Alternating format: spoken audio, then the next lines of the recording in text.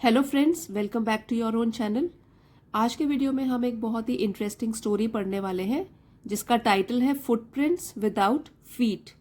तो फुटप्रिंट्स का मतलब होता है पैरों के निशान, विदाउट बिना, और फीट पाँव। तो बिना पाँव के क्या पैरों के निशान बन सकते हैं?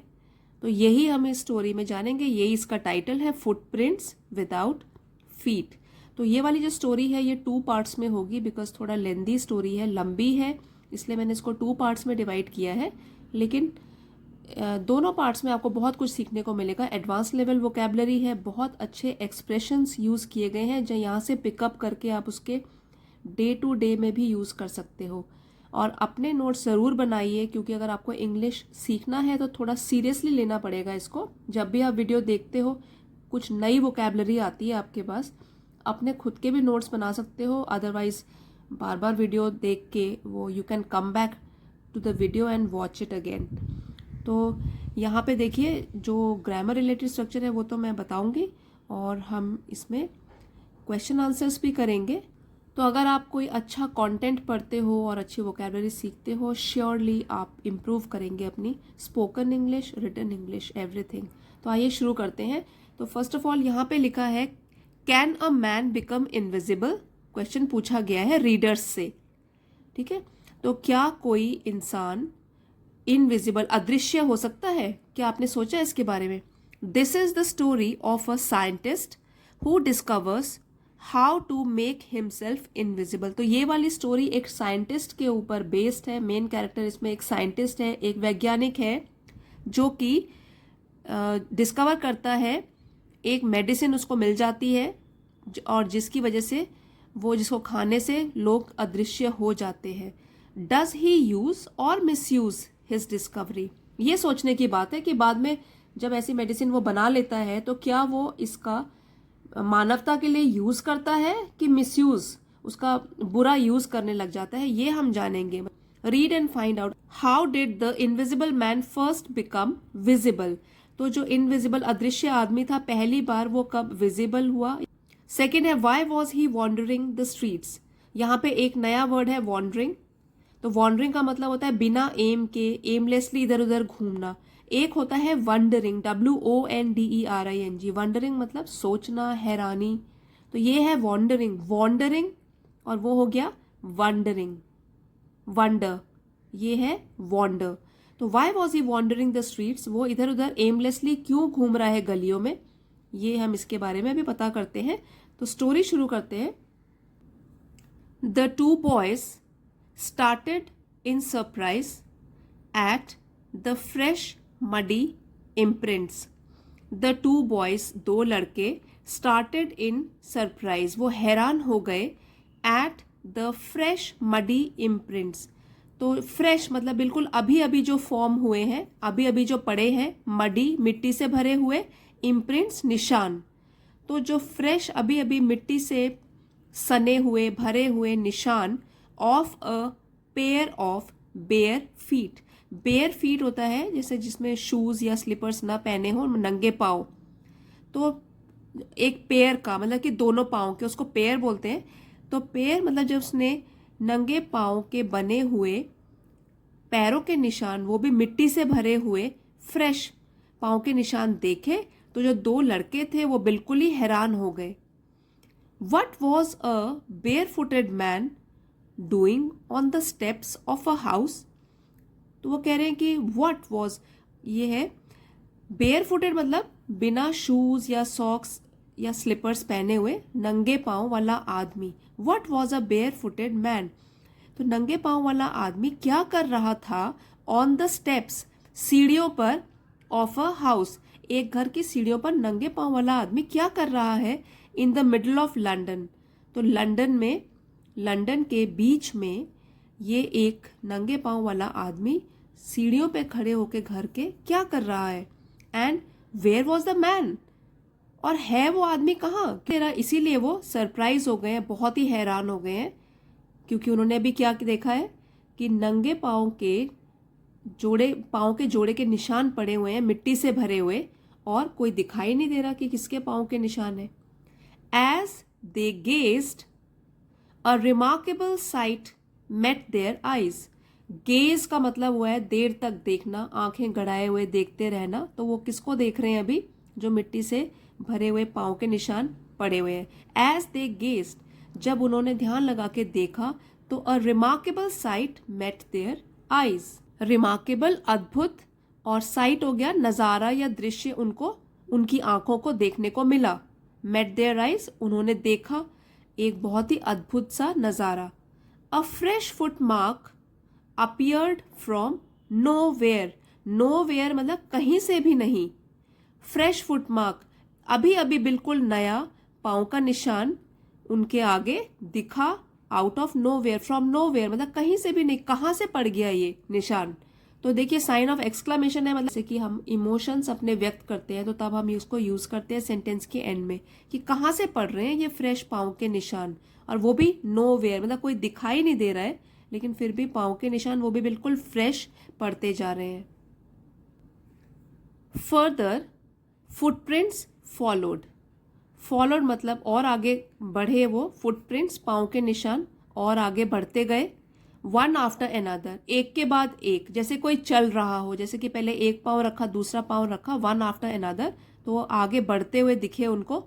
Descending the steps, descending means नीचे उतरना, डिसेंड, ठीक है। द स्टेप्स, सीढ़ियों से नीचे उतरते हुए दिखे।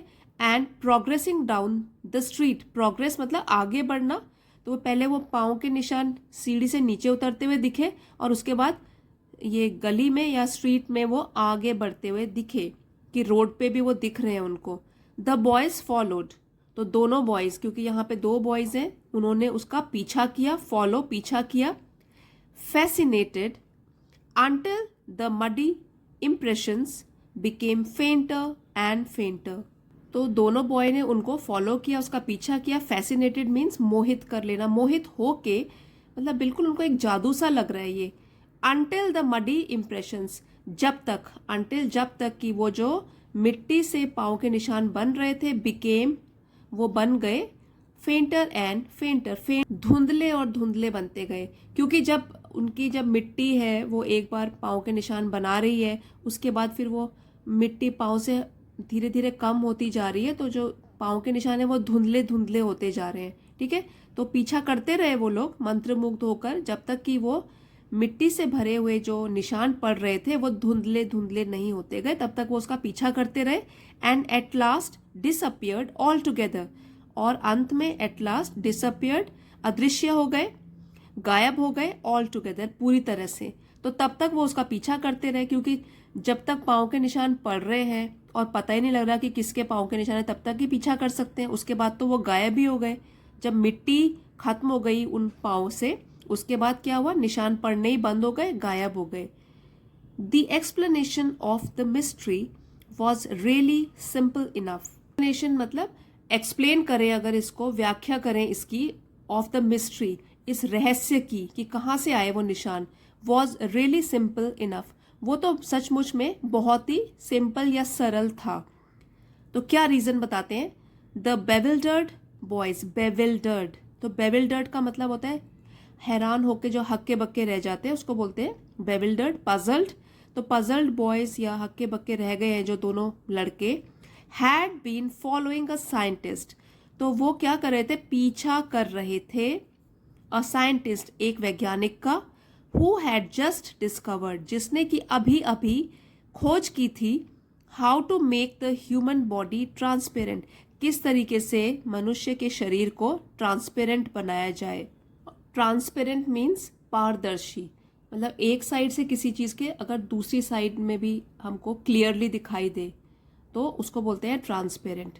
तो उसने अभी अभी वैज्ञानिक ने खोज की थी कि ह्यूमन बॉडी, मनुष्य के शरीर को किस तरीके से पारदर्शी बनाया जा सके। तो ग्रिफिन द साइंटिस्ट, तो साइंटिस्ट का नाम इंट्रोड्यूस हुआ है यहाँ पे, उसका नाम है Griffin.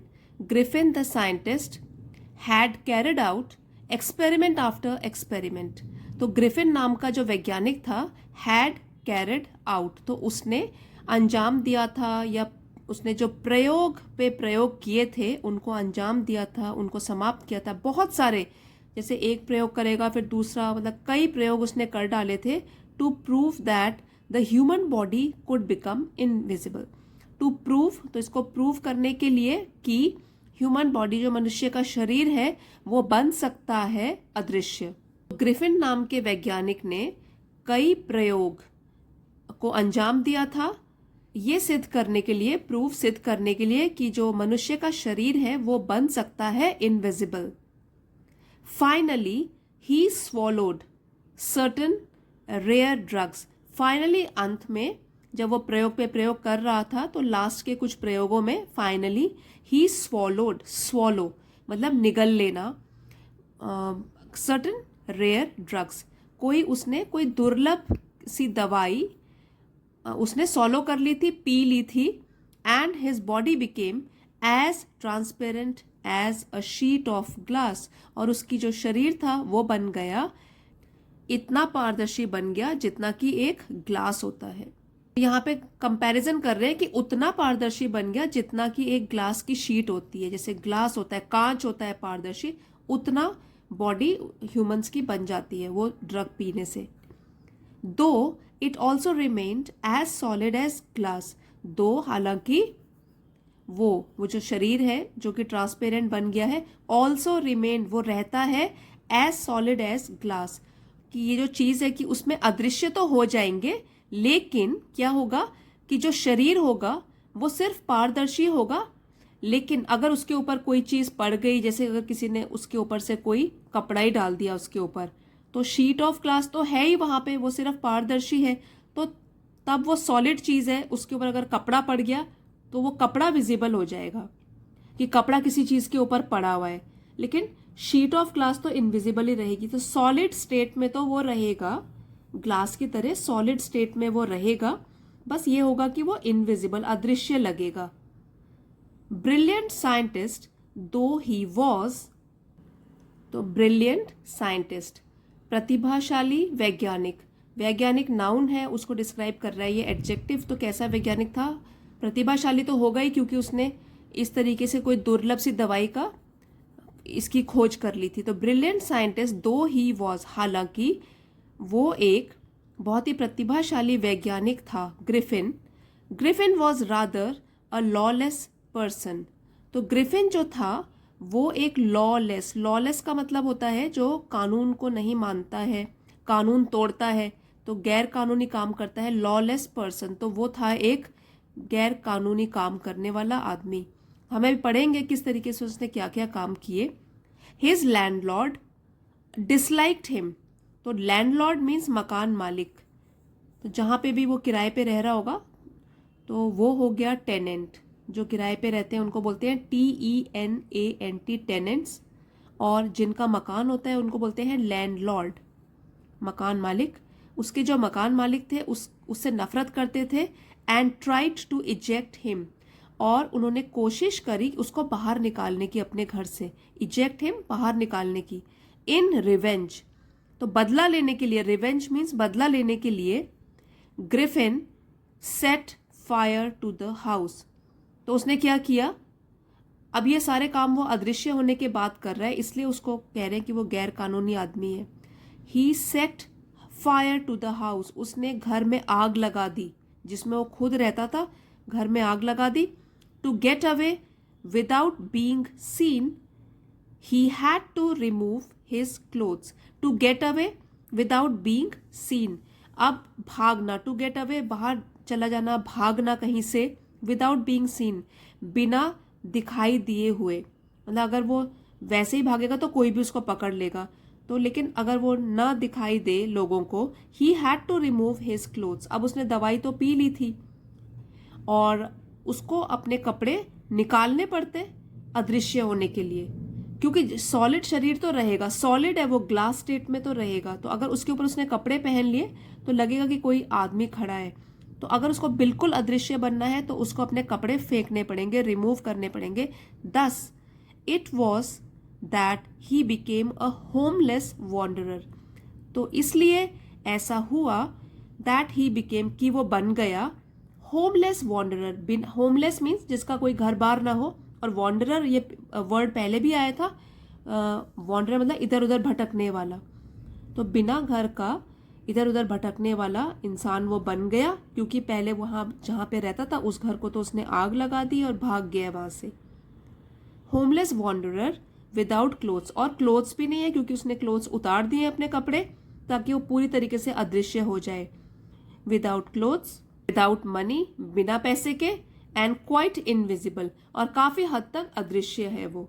Until he happened to step in some mud, until जब तक कि अचानक से उसका पाँव, to step in उसका पाँव पड़ गया some mud कुछ मिट्टी के ऊपर, and left footprints as he walked, left मतलब उसने छोड़े कुछ पाँव के निशान जब वो चलता गया आगे। तो यही हमारी ओपनिंग लाइंस थी स्टोरी की, कि जब दो बच्चों ने मिट्टी से भरे हुए पाँव के निशान देखे, तो वो अब ये स्टोरी यहाँ पे कनेक्ट हो रही है पहली दो लाइन से।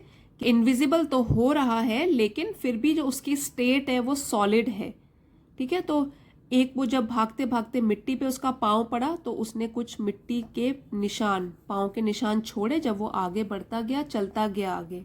जितने भी न्यू वर्ड्स आपको लगते हैं यहाँ पे आ रहे हैं, आप अगर अपने नोट्स बना रहे हो तो प्लीज़ उसको लिखते जाइए ताकि बाद में आपकी वोकैबुलरी एनहेंस हो जाए, एनरिच हो।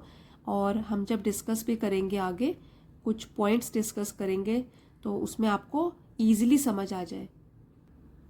ही escaped easily enough from the boys, तो वो भाग निकला, एस्केप भाग निकला, ईजिली आसानी से, इनफ फ्रॉम द बॉयज तो उन बॉयज से, जो दो बॉयज थे शुरुआत में स्टोरी के, तो उन लड़कों से तो वो काफ़ी आसानी से पीछा छुड़ा के भाग निकला। Who followed his footprints in London, जिसने उसके पाँव के निशान का पीछा किया था लंदन में, तो उनसे तो वो आसानी से पीछा छुड़ा के भाग निकला। But his adventures were by no means over, लेकिन जो भी उसके एडवेंचर्स थे, जो भी वो काम कर रहा है अभी, वो किसी भी तरीके से अभी ख़त्म नहीं हुए थे। बाय नो मीन्स किसी भी तरीके से, ओवर खत्म नहीं हुए थे। He had chosen a bad time of the year to wander about London without clothes, तो हैड के साथ वर्ब की थर्ड फॉर्म है, पास्ट परफेक्ट टेंस में है ये sentence. He had chosen a bad time of the year, तो उसने चूज किया था, चुना था एक गलत समय साल का, टू वॉन्डर अबाउट इधर उधर घूमने के लिए, लंदन में विदाउट क्लोथ्स क्योंकि अभी तो उसने कपड़े नहीं पहने हैं। तो गलत टाइम क्यों है ये? इट वॉज मिड विंटर, तो ये सर्दियों का समय चल रहा है। The air was bitterly cold, जो हवा है वो बहुत ही ज़्यादा ठंडी थी। And he could not do without clothes, और उसका काम नहीं चल रहा था बिना कपड़ों के। ही कुड नॉट डू, उसका काम नहीं चल सकता था बिना कपड़ों के। Instead of walking about the streets he decided to slip into a big London store for warmth, तो instead of walking about the streets, तो यहाँ वहाँ घूमने के बजाय, गलियों में इधर उधर घूमने के बजाय, he decided to slip into a big London store for warmth, तो फॉर वार्मथ गर्मी के लिए, ही डिसाइडेड उसने फैसला किया चुपके से जाने का, टू स्लिप चुपके से जाने का, into a big London store एक बड़े से स्टोर में या दुकान में जाने का उसने फैसला किया गर्मी के लिए, क्योंकि बाहर बहुत ही ठंड है। क्लोजिंग टाइम अराइव्ड, अब दुकानों के बंद करने का समय आ गया था। And as soon as the doors were shut, और जैसे ही, एज सून एज जैसे ही दरवाजे बंद हुए दुकानों के, Griffin was able to give himself the pleasure of clothing and feeding himself without regard to expense. Without regard to expense मतलब खर्चे की परवाह किए बिना, क्योंकि अभी तो वो अंदर है, दुकानें बंद हो गई हैं, अकेला है और दिख भी नहीं रहा है, अदृश्य है। तो विदाउट रिगार्ड टू एक्सपेंस, पैसे की परवाह किए बिना, एक्सपेंस खर्चे की परवाह किए बिना, he was able, Griffin was able to give himself, तो ग्रिफिन जो है वो अपने आप को, हिमसेल्फ अपने आप को देने में सक्षम था, समर्थ था, the pleasure of clothing and feeding himself, तो प्लेजर मतलब आनंद, कपड़े पहनने का और फीडिंग मतलब खाना खाने का। तो अपने आप को खाना और कपड़े देने में वो सक्षम था और उसको खर्चे की परवाह भी नहीं करनी थी। He broke open boxes and rappers, W silent है यहाँ पे, rappers and fitted himself out with warm clothes. तो ही ब्रोक ओपन बॉक्सेस मतलब उसने तोड़ दिए, ये भी एक फ्रेजल वर्ब है, इसका मतलब होता है तोड़ देना। तो जो भी बक्से वगैरह थे वो उसने तोड़ दिए। एंड रैपर्स, जो भी कुछ रैप या लपेट के चीज़ें रखी होंगी वो भी उसने खोलने शुरू कर दिए। And fitted himself out with warm clothes, fitted himself मतलब पहन लिए उसने, जो भी फिट आ रहे होंगे वो उसने वार्म कपड़े, गर्म कपड़े पहन लिए। Soon with shoes and overcoat and a wide brimmed hat, soon जल्दी ही, विद शूज शूज के साथ, जूतों के साथ, एंड ओवरकोट एक लंबा सा कोट के साथ, अ वाइड ब्रिम्ड हैट एक हैट जिसके कि चौड़े, वाइड चौड़े किनारे हों। जैसे आप यहाँ पे भी एक फोटो है, यहाँ पे इसमें देख सकते हैं चौड़े किनारे वाली कैप उसने, हैट पहनी है।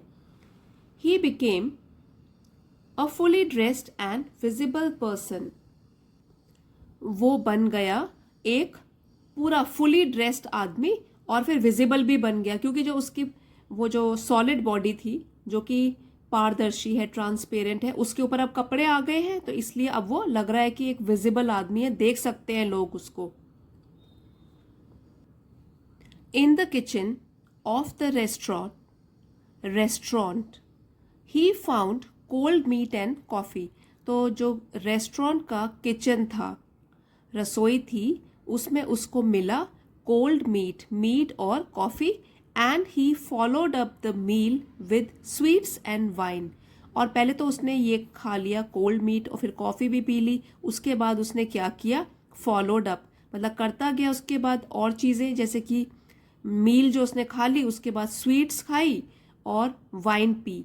Taken from the grocery store, तो जो भी एक ग्रोसरी स्टोर है वहाँ से उसने ये सब चीज़ें खाई पी और बिना बिल की परवाह करे हुए, बिना खर्चे की परवाह करे हुए ये सब काम किए। Finally he settled down to sleep on a pile of quilts. तो पाइल मतलब ढेर, क्विल्ट्स है रजाई, और फाइनली आखिरकार, यहाँ पे सेटल डाउन भी एक फ्रेजल वर्ब है, इसका मतलब होता है कि अब वो बिल्कुल चुप हो गया क्योंकि अब वो सोने की तैयारी कर रहा है। तो सेटल डाउन वो चुप हो गया, शांत हो गया अभी। टू स्लीप सोने के लिए, on a pile of quilts तो रजाइयों के ढेर के ऊपर। तो अब फाइनली उसका आज का एडवेंचर जो है ये सब खत्म हो रहा है और वो अब सोने की तैयारी कर रहा है। If only Griffin had managed to wake up in good time. If only इसका तब यूज करते हैं जैसे कि हमको कोई तीव्र इच्छा है किसी चीज की, वो जैसे कि अगर काश ये हो जाता, अगर ऐसा होता। तो if only Griffin had managed to wake up in good time, तो अगर ग्रिफिन जो है वो समय पर मतलब सही समय पर जाग जाता। All might have been well, तो सब कुछ ठीक हो जाता। तो अगर वो समय पर नहीं जगा होगा सुबह, तो वो कह रहे हैं कि अगर ग्रिफिन समय पर जाग जाता, सही समय पर, तो सब कुछ ठीक रहता, सब कुछ उसके लिए ठीक रहता। He did not wake up until the assistants were already arriving next morning. It was, वैसे भी he did not wake up, वो नहीं जगा, until the assistant, जब तक कि जो सहायक थे उस शॉप के, were already arriving next morning, अगली सुबह वो आना शुरू नहीं कर दिया उन्होंने, तो तब तक तो वो जगा ही नहीं।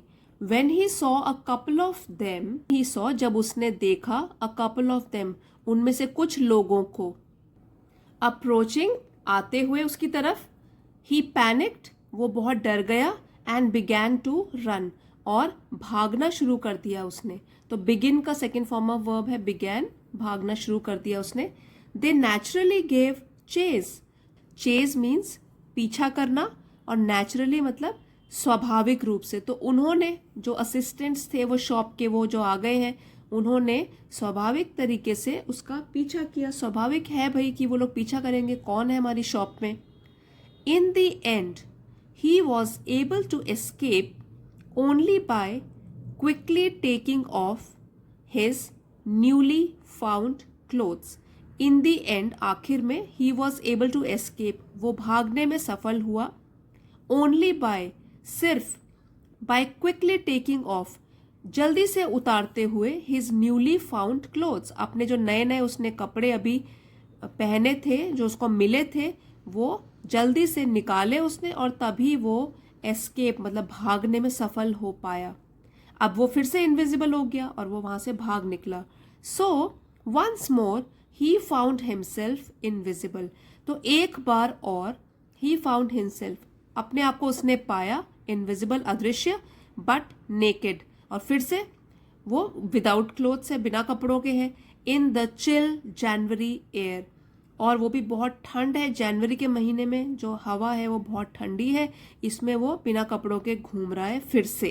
तो एक बार तो वो सफल हो गया था, कपड़े उसको मिल गए थे स्टोर में, लेकिन नींद नहीं खुल पाई सुबह टाइम पे, और जब असिस्टेंट्स आ गए और उसने भागना शुरू किया, उन्होंने उसका पीछा किया और अब वो फिर से उसने अपने कपड़े फेंक दिए और फिर से इनविजिबल बन गया और अब फिर से घूम रहा है बिना कपड़ों के स्ट्रीट्स में, और जनवरी का महीना है, ठंड है बहुत.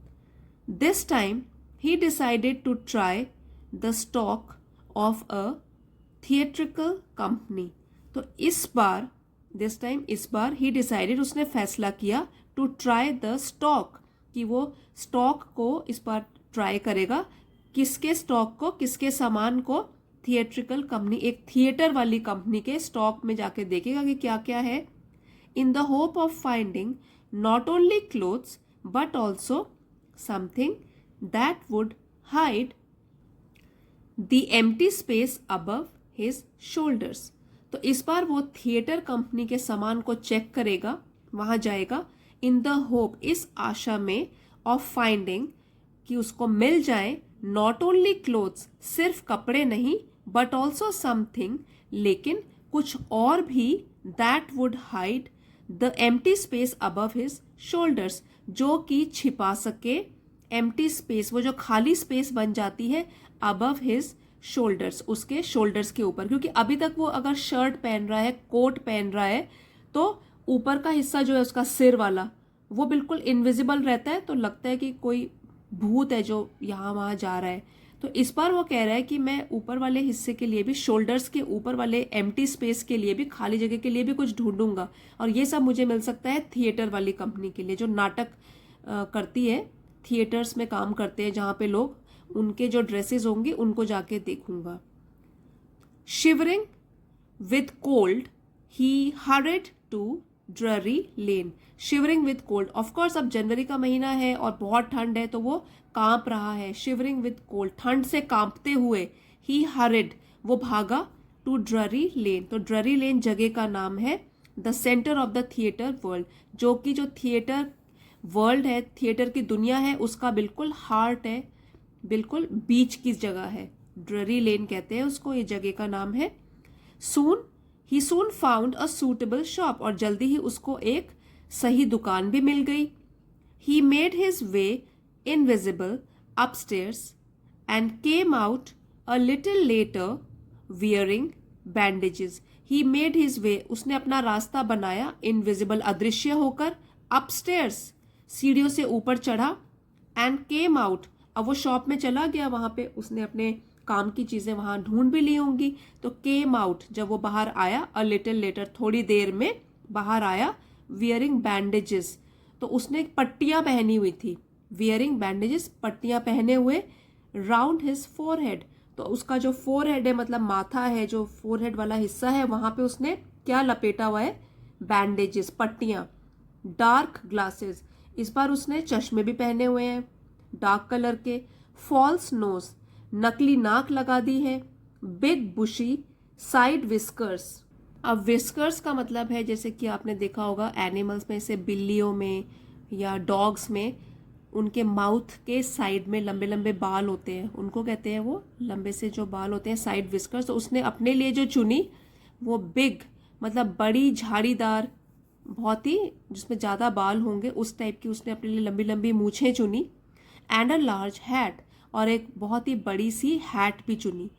To escape without being seen, अब भागने के लिए बिना दिखाई दिए, अदृश्य होकर भागने के लिए, he carelessly attacked the shopkeeper from behind.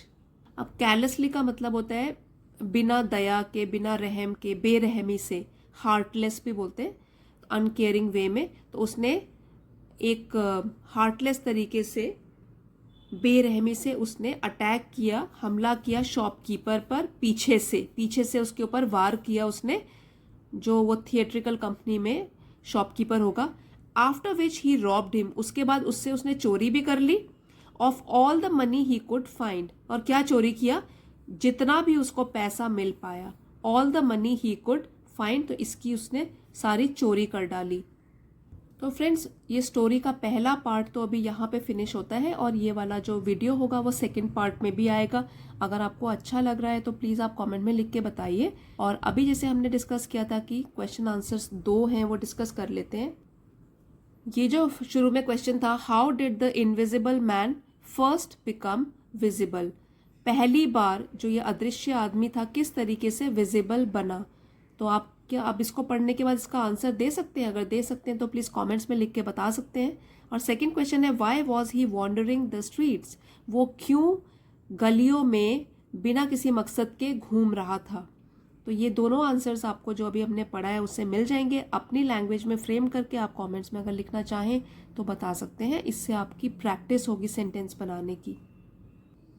So friends, I hope आपको ये वीडियो पसंद आया होगा। If you have like the video, please don't forget to like, share and subscribe. Comments में लिख के भी अपने विचार प्लीज़ मेरे साथ शेयर कीजिए। And see you next time. Thank you everybody for watching.